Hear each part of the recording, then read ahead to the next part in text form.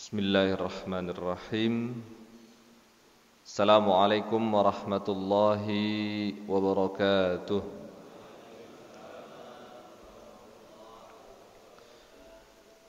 Alhamdulillahilladzi hadana lihadza wa ma kunna linahtadiya laula an hadanallah. Ashhadu an la ilaha illallah wa ashhadu anna Muhammadan abduhu wa rasuluhu la nabiyya ba'dah. Huwa an-nabiyyul ladzi qad adda al-amanah wa nasaha lil ummah wa jahada fillahi haqqa jihadih wa tarakana 'alal mahajjatil bayda lailuha kanahariha la yazighu anha illa halik. Hadirin jamaah salat subuh dan kajian Ahad subuh rahimakumullah.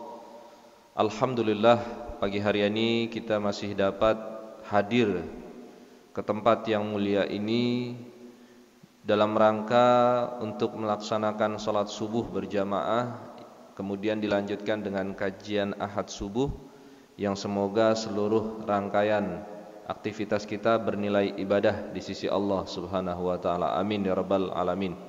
Salawat beserta salam semoga selalu tercurah kepada Nabi Muhammad sallallahu alaihi wasallam.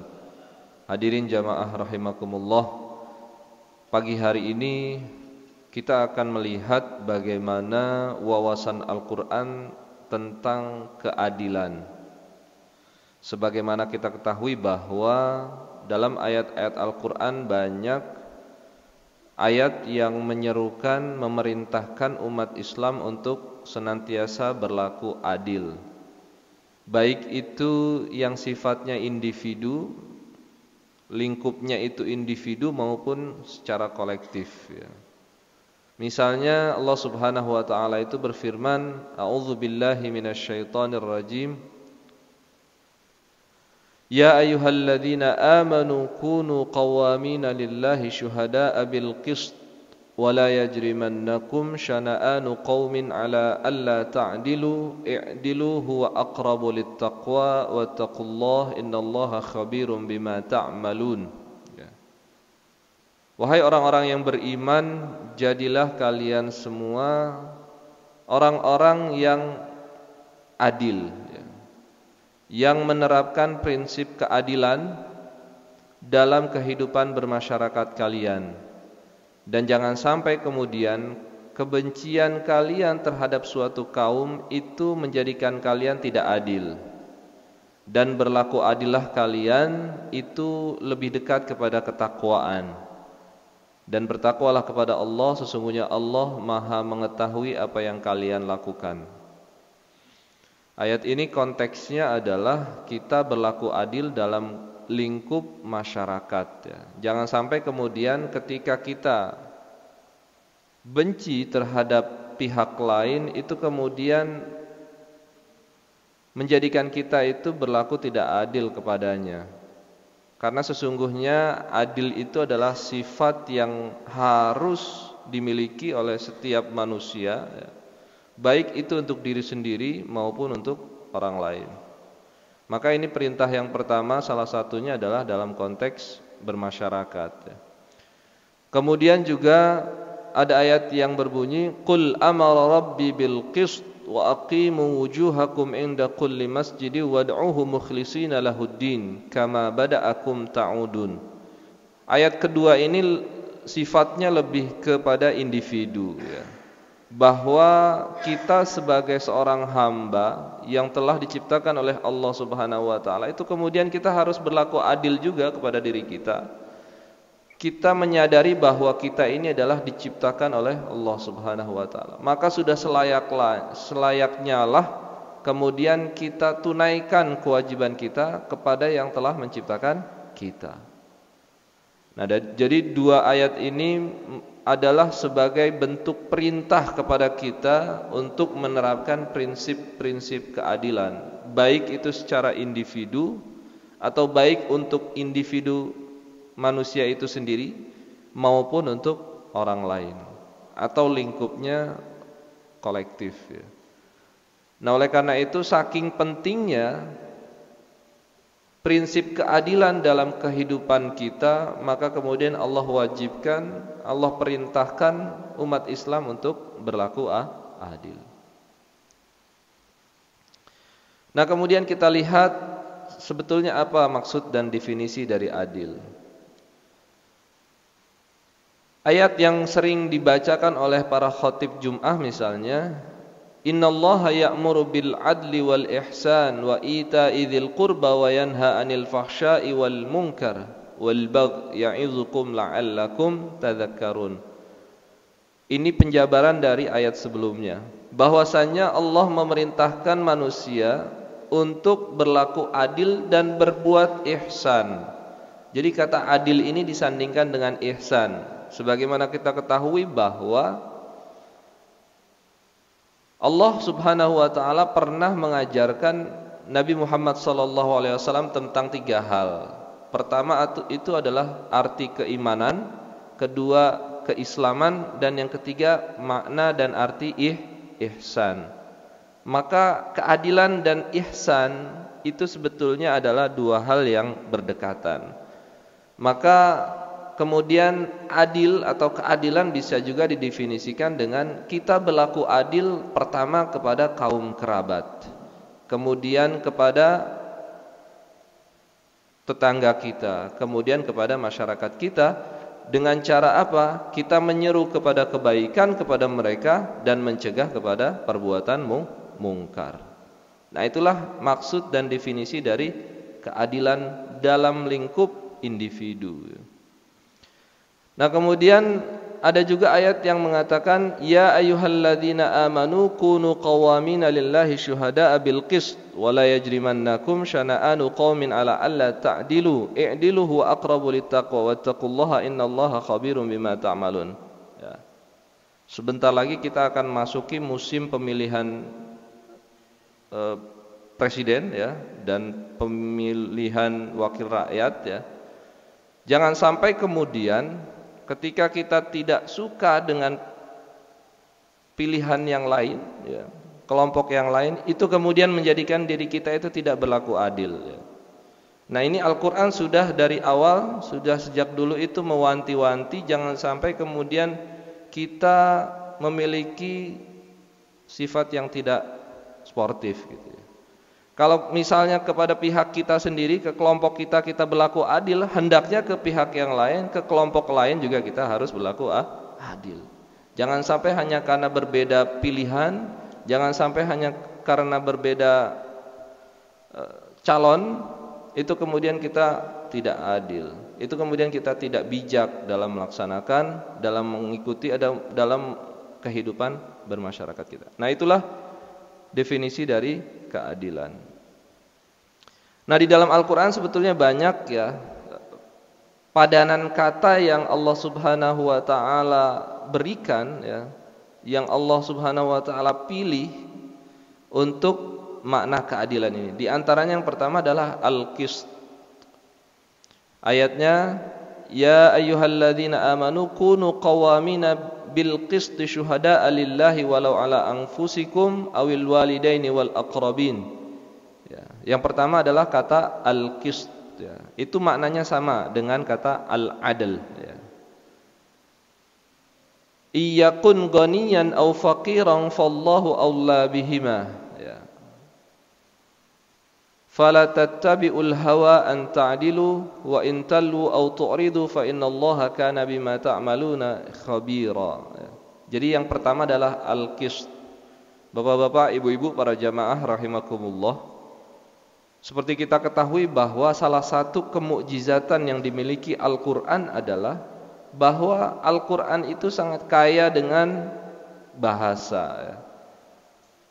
Al-Quran adalah ladang semantik yang paling subur ya.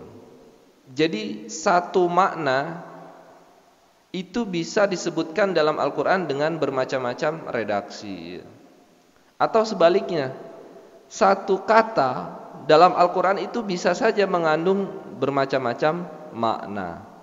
Nah, inilah sisi kemukjizatan Al-Quran dari sisi bahasa dan sastra. Dan itu tidak ditemukan dalam kemukjizatan yang lain. Dalam kitab suci yang lain tidak. Tetapi Al-Quran memiliki kemukjizatan itu. Al-Quran itu memiliki kelebihan dan kehebatan dari sisi bahasanya. Nah, oleh karena itu termasuk kata keadilan, al-adlu, itu memiliki padanan kata yang banyak sekali dalam Al-Quran. Di antaranya juga adalah yang kedua, al-mizan. Ayatnya berbunyi was-samaa'a rafa'aha wa wada'al mizan. Ayat ini sebetulnya menunjukkan tentang sifat ketauhidan rububiyah. Seperti kita ketahui bahwa konsep Syekhul Islam Ibnu Taimiyah terkait dengan tauhid itu kan ada 3. Ada tauhid uluhiyah, ada tauhid rububiyah, dan tauhid asma wa sifat. Tauhid uluhiyah itu adalah kita meyakini bahwa Allah itu adalah yang memang betul-betul patut kita sembah. Tauhid uluhiyah. Karena Allah telah menciptakan kita, karena Allah telah menciptakan alam semesta untuk manusia. Itu tauhid uluhiyah.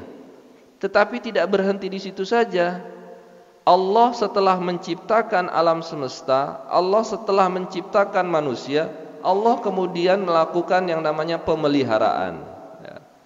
Nah, bentuk pemeliharaan ini disebut sebagai tauhid rububiyah. Nah, oleh karena itu dalam pemeliharaan alam semesta misalnya, Allah kemudian menjadikan langit, meninggikan langit dan menjadikannya seimbang. Bagaimana kemudian kita menyaksikan langit itu dapat berdiri tanpa kemudian ada tiang-tiang yang menyanggahnya. Bayangkan misalnya di benda antariksa yang lainnya, apabila mereka kemudian berotasi, berputar, berjalan pada porosnya, itu kemudian tidak teratur, maka pasti akan terjadi yang namanya kehancuran. Akan tetapi di sini Allah mengatur itu semua. Allah kemudian di sini dalam rangka pemeliharaan alam semesta, Allah hadir di sana. Nah, oleh karena itu sifat-sifat yang dimiliki oleh Allah salah satunya adalah keadilan, dan hendaknya itu dimanifestasikan oleh makhluknya dalam kehidupan duniawi mereka. Nah, maka kata al-mizan itu sebetulnya merupakan sinonim dari kata al-adl itu sendiri ya.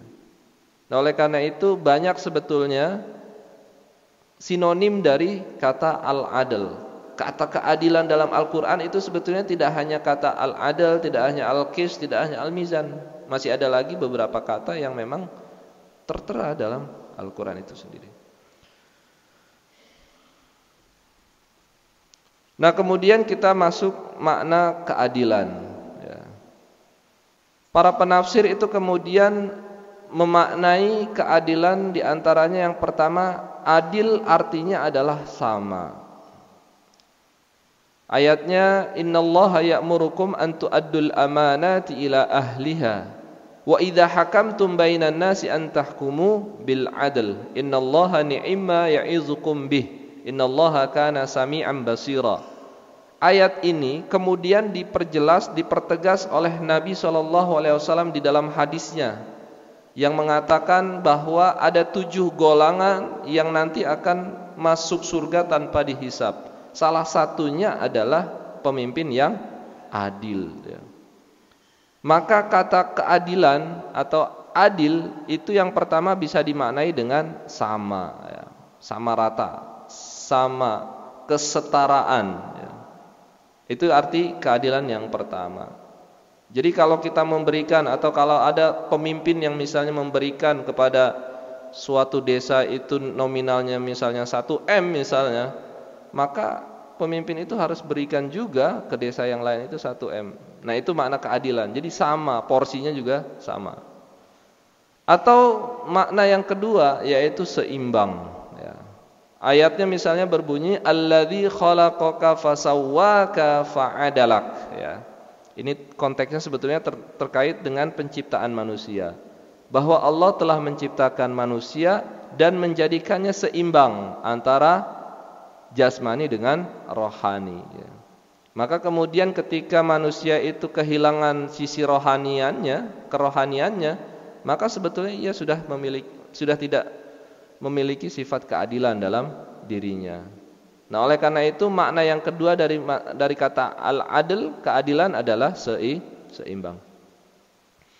Lalu yang ketiga, itu diartikan dimaknai dengan keadilan Allah, ya. Syahidallahu annahu la ilaha illa huwa wal malaikatu wa ulul ilmi qa'iman bil qist la ilaha illa huwal azizul hakim, ya.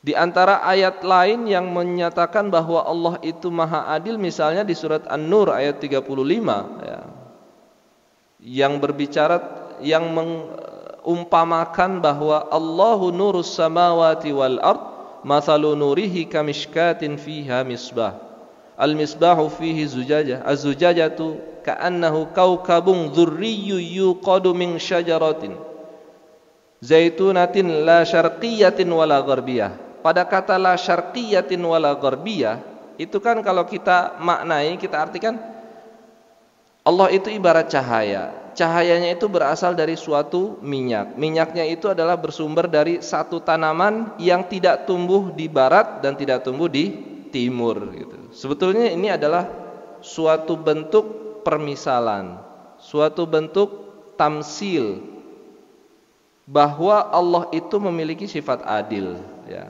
Diumpamakan seperti tanaman yang tidak tumbuh di barat dan tidak tumbuh di timur.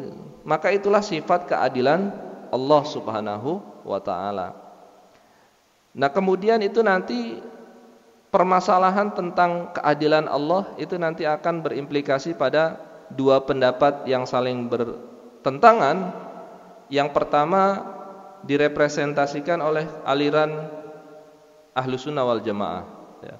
Menurut Ahlus Sunnah wal Jamaah bahwa ya Allah itu memiliki sifat adil dan kemudian berimplikasi kepada adanya sifat baik dan buruk di atas muka bumi. Tetapi Mu'tazilah berbeda.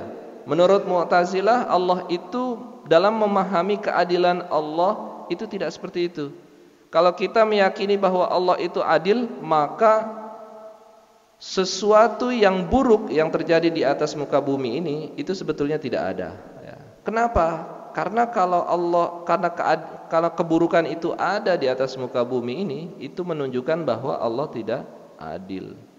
Dan kalau Allah tidak adil itu mustahil. Nah, maka menurut Mu'tazilah di atas muka bumi ini tidak ada sesuatu yang buruk, gitu. Semuanya adalah baik. Berdasarkan atas keadilan Allah Subhanahu wa ta'ala. Nah, kemudian kita masuk ke jenis-jenis keadilan yang disebutkan dalam Al-Quran. Pertama adalah Al-Quran berbicara tentang keadilan hukum, ya.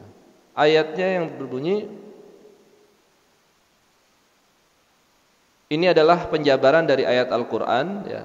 Ini adalah hadis Nabi SAW perihal terkait dengan riwayat atau kisah yang menceritakan bahwa ketika terjadi pencurian, ya, salah seorang anggota dari suatu kabilah yang terhormat itu kemudian ketahuan melakukan pencurian. Nah, itu kemudian sampai kepada Rasulullah SAW. Lalu kemudian Nabi bersabda setelah peristiwa itu, Ayyuhan nas, innama ahlakal ladzina qablakum annahum kanu idza saraqa fihimus syarif tarakuhu, ya. Jadi Nabi itu mewanti-wanti, Nabi itu mengancam, Nabi itu memperingati, jangan sampai umatku itu seperti umat-umat sebelum umat Islam, di mana ketika terjadi korupsi, ketika terjadi pencurian dan pelakunya adalah kalangan bangsawan, kalangan pejabat, kalangan petinggi-petinggi negara, itu kemudian dibiarkan, ya. Akan tetapi wa idza saraqa fihim ad-dhaif aqamu alaihil had. Tetapi kalau pencurinya itu dari kalangan rakyat jelata, itu kemudian baru diberikan sanksi, baru dikasih hukum yang seberat-beratnya. Nah, kata Nabi, jangan sampai seperti ini. Wa amullahi law anna Fatimah binta Muhammad saraqat laqata'tu yadaha. Lalu kemudian Nabi SAW menggaransi, seandainya Fatimah putriku kemudian melakukan pencurian, aku yang pertama kali akan memberikan sanksinya dengan potong tangan. Nah, itulah sebetulnya bentuk ketegasan hukum dalam Islam, itulah bentuk dalam keadilan dalam hukum Islam yang Allah Subhanahu wa taala perintahkan dan Nabi sallallahu alaihi wasallam praktekkan dalam kehidupan bermasyarakat. Itu yang pertama, yaitu keadilan hukum.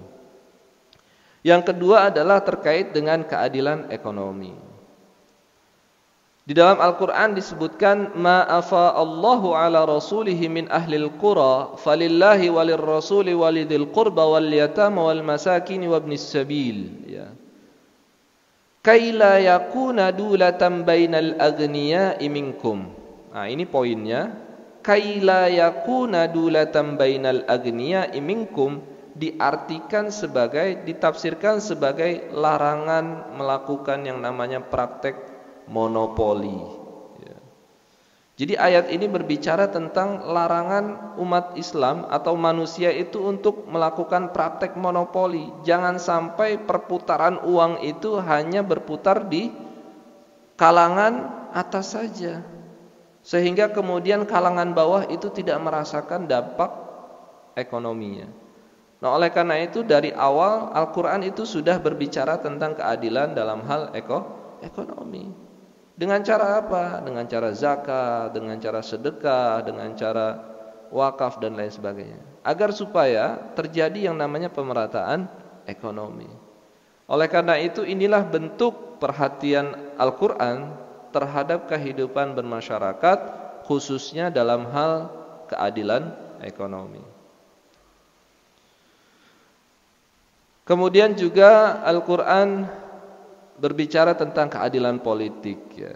Nah, ini hadis yang tadi saya sampaikan, sab'atun yuzilluhumullahu fi zillin yauma la zilla illa zilluh, ya. Ada 7 golongan yang menurut Nabi itu akan diselamatkan ketika hari kiamat tiba. Yang pertama dan ini yang paling utama adalah pemimpin yang adil, ya. Jadi sekali lagi ini sebetulnya adalah kode, ya, bagi para calon pemimpin, ya. Hati-hati wahai calon pemimpin, ketika kita sudah menyatakan ingin maju sebagai pemimpin, maka yang pertama kali harus kita perhatikan adalah keadilan. Apakah kita sanggup menerapkan prinsip-prinsip keadilan atau tidak, ya.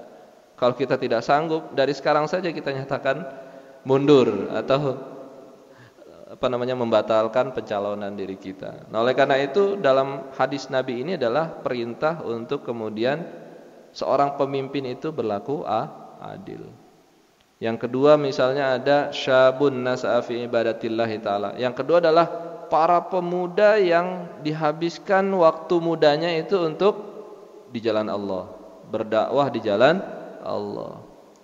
Yang ketiga adalah rajulun qalbuhu mu'allaqun fil masajid, yaitu orang-orang yang hatinya itu sangat tergantung dengan masjid, ya. Maksudnya dia sangat rindu dengan masjidnya. Nah, itu termasuk kita, ya. Mudah-mudahan ini termasuk orang-orang yang hati kita itu selalu terpaut kepada masjid, sehingga kemudian nanti kita diselamatkan ketika hari kiamat kelak. Amin ya rabbal alamin. Berikutnya ada rajulani tahabba fillah, ya, ijtama'a alaihi, yaitu orang-orang yang saling mencintai karena Allah, menerapkan prinsip kasih sayangnya Allah dalam berinteraksi mereka. Begitu juga wa tafarraqa alaihi, begitu juga ketika mereka berpisah. Wa rajulun da'athum ra'atun dzatu mansibin wa jamalin faqala inni akhafullah, ya. Begitu juga apabila ada ajakan misalnya dari seorang wanita yang memiliki harta, kecantikan, kekayaan, kemudian jabatan, akan tetapi ia mengatakan aku takut kepada Allah. Kira-kira seperti kisahnya Nabi Yusuf alaihissalam. Nah, itulah orang-orang yang akan diselamatkan oleh Allah ketika tiba hari kiamat kelak. Lalu juga ada warajulun tasaddaqa bi shadaqatin fa akhfaha, yaitu orang-orang yang selalu bersedekah, orang-orang yang selalu berzakat, tetapi kemudian menyembunyikan apa yang sudah ia sedekahkan. Fenomena yang sekarang kan sebaliknya ya. Jadi yang namanya sedekah itu ya memang diumumkan. Yang namanya sedekah itu kan disiarkan di mana-mana ya, di media sosial, di media massa, di media televisi dan lain sebagainya. Nah, ini padahal justru kata Nabi, justru orang-orang yang bersedekah kemudian menyembunyikannya itu termasuk orang yang akan diselamatkan ya. Kalau hadis yang lain itu kan mengatakan bahwa ketika kita bersedekah dengan tangan kanan ya, jangan sampai kemudian tangan kiri itu tahu ya. Itu kan sebetulnya juga tamsil ya. Itu adalah bentuk perumpamaan bahwa jangan sampai kemudian sedekah kita itu kemudian dibatalkan, sedekah kita itu kemudian tidak bernilai apa-apa hanya dikarenakan ketidakikhlasan, ketidaktulusan kita dalam bersedekah. Nah, oleh karena itu hadis Nabi ini juga menunjukkan bahwa itu adalah salah satu amalan yang bisa menyelamatkan kita ketika hari kiamat kelak.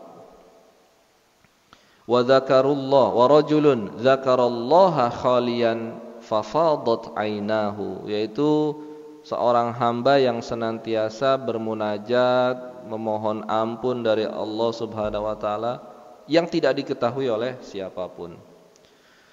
Nah, oleh karena itu yang ketiga dalam Al-Quran kemudian diperjelas oleh Rasulullah SAW adalah keadilan politik ya. Dan bahwa kita ketahui bahwa berpolitik adalah hak setiap bangsa. Nah, oleh karena itu marilah kita manfaatkan ya momentum pemilu yang tidak lama lagi ini untuk betul-betul memilih calon pemimpin yang merepresentasikan tentang keadilan dalam kehidupan. Berikutnya adalah berkeadilan dalam berkeyakinan. Nah, yang keempat ini ayatnya berbunyi, ud'u ila sabili rabbika bil hikmati wal mau'izatil hasanah wajadilhum billati hiya ahsan inna rabbaka huwa a'lamu biman dhalla an sabilihi wa huwa a'lamu bil muhtadin. Bapak-bapak para jamaah rahimakumullah, sudah clear sebetulnya bahwa dalam Islam itu adalah agama yang toleran ya. Bahwa Islam itu adalah mengajarkan kasih sayang. Dalam berdakwah itu Islam itu sebetulnya lebih mengedepankan dialog.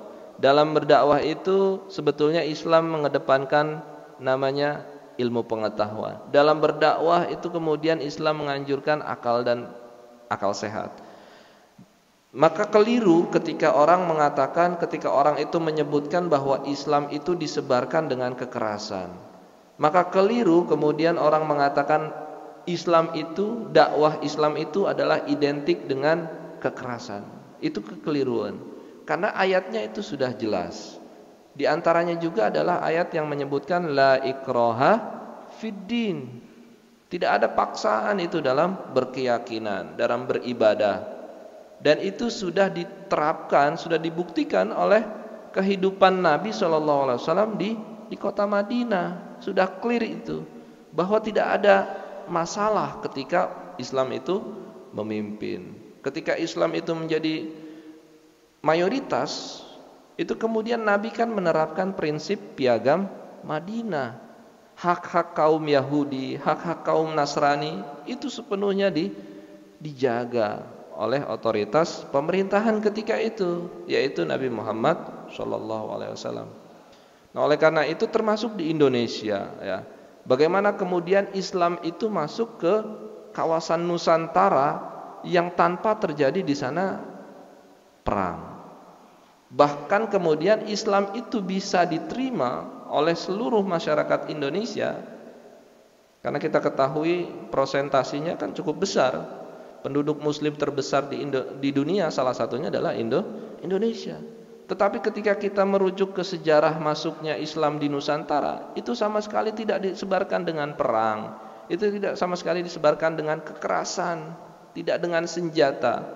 Tetapi para orang-orang yang membawa agama Islam, misi dakwahnya itu adalah dengan dialog. Misi dakwahnya adalah dengan ilmu pengetahuan. Nah, oleh karena itu Islam kemudian diterima oleh masyarakat Indonesia. Nah, inilah bentuk keadilan dalam berkeyakinan. Kemudian Islam juga menerapkan keadilan dalam hal kesehatan, ya.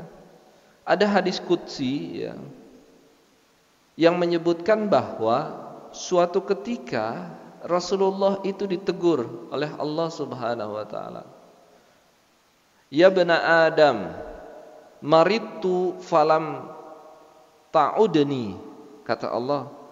Wahai Muhammad, wahai manusia, ya, aku ini lagi sakit, kenapa engkau tidak menjengukku? Rasul bingung, Nabi itu bingung. Ya Rabb, kaifa ad'uka wa anta rabbul alamin? Wahai Allah, bagaimana mungkin aku bisa menjenguk engkau? Engkau kan Tuhan aku. Kemudian dijawab oleh Allah, ma alimta, oh, maaf, amma alimta anna abdi fulanan marido falam ta'udni. Jadi Allah itu mengatakan, engkaukah tidak melihat ada tetangga engkau yang sakit, ya. Amma alimta annaka law uttahu lawajadtani indahu. Seandainya engkau menjenguk tetangga engkau yang sakit, sebetulnya engkau telah menemukan aku. Itu kata Allah, ya. Oleh karena itu prinsip keadilan dalam kesehatan itu juga sebetulnya telah Islam ajarkan. Islam perintahkan umat Islam untuk menerapkan prinsip keadilan dalam hal kesehatan. Sehingga kemudian di hadis yang lain Rasulullah SAW mengatakan hak-hak orang Islam terhadap saudaranya yang lain, saudara muslimnya yang lain, diantaranya adalah menjenguknya ketika sakit. Maka banyak-banyaklah kita menjenguk saudara-saudara kita yang sakit, ya. Disitulah kita dapat menemukan, dapat merasakan bahwa masaibu qaumin inda qaumin fawaid. Ketika kita menjenguk sahabat kita, ketika kita menjenguk tetangga kita yang sakit, itu kan sebetulnya pelajaran juga buat kita, ya, bahwa oh iya, ternyata asam urat ini bahaya, ya. Kita berazam sejak saat ini kita nggak makan kacang, kita nggak makan makanan yang bisa menyebabkan asam urat dan lain sebagainya. Nah, itu kan salah satu salah satu manfaat yang bisa kita dapatkan ketika kita menjenguk sahabat kita yang sakit. Nah, berikutnya adalah keadilan dalam pendidikan, ya.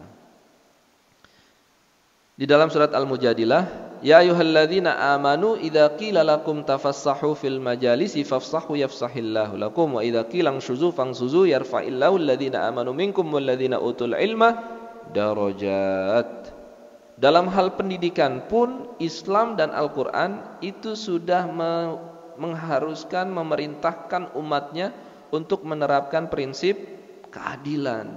Jadi jangan sampai kemudian pendidikan itu tidak dapat dirasakan oleh kalangan bawah. Bisa dipastikan bahwa dalam Islam itu yang namanya pendidikan adalah suatu hal yang wajib.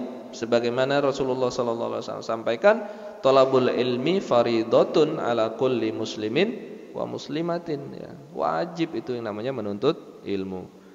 Di keterangan yang lain, utlubil ilma minal mahdi ilal lahdi, ya. Kapan itu waktunya menuntut ilmu? Sejak dari dilahirkan sampai dikuburkan, yang namanya manusia itu harus menuntut ilmu, ya.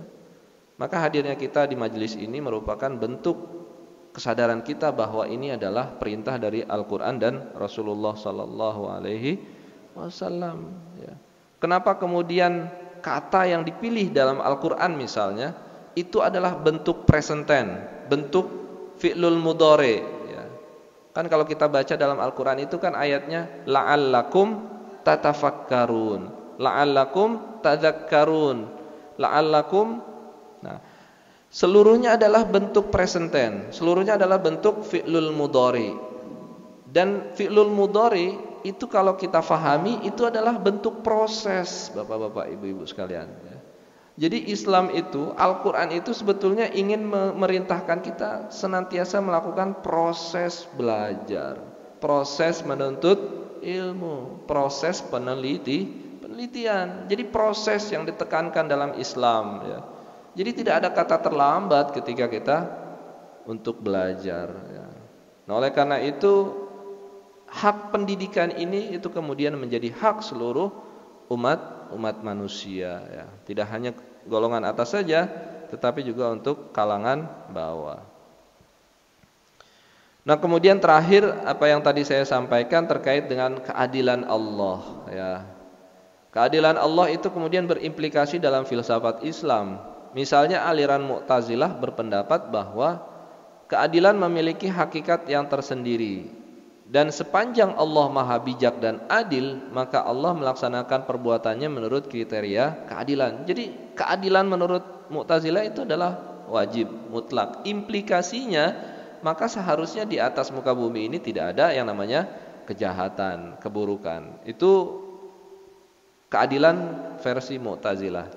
Akan tetapi Abu Hasan al-Asy'ari Ahlus Sunnah wal Jamaah itu menafsirkan keadilan dengan tafsiran yang khas, yang menyatakan Allah itu adil. Tidak berarti bahwa Allah mengikuti hukum-hukum yang sudah ada sebelumnya, yaitu hukum-hukum keadilan, tetapi berarti Allah merupakan rahasia bagi munculnya keadilan. Nah, di sini Asy'ari kemudian membedakan mana yang kemudian itu adalah hukum Allah, sifat Allah yang asli ya, yaitu adil, dan mana yang itu adalah sifat kemanusiaan, yang manusia itu nalurinya bisa berbuat baik dan bisa berbuat buruk gitu. Jadi menurut Abu Hasan al-Asy'ari Ahlussunnah wal Jamaah, wajar kalau di atas muka bumi ini ada yang baik dan ada yang buruk. Jangan kemudian itu ditarik kepada sifat keadilan Allah Subhanahu wa taala. Nah, sebagai pendahuluan mungkin ini yang bisa disampaikan, kurang lebihnya mohon maaf. Saya serahkan kepada